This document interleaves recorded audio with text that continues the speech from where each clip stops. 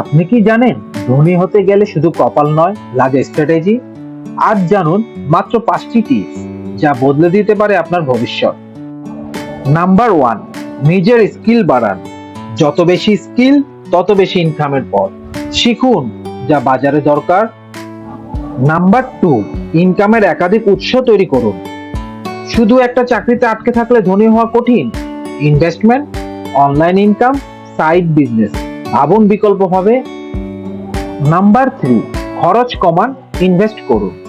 টাকা বাঁচান, সেভিংস নয়, ইনভেস্ট করুন। টাকা যেন আপনাকে উপার্জন করায়।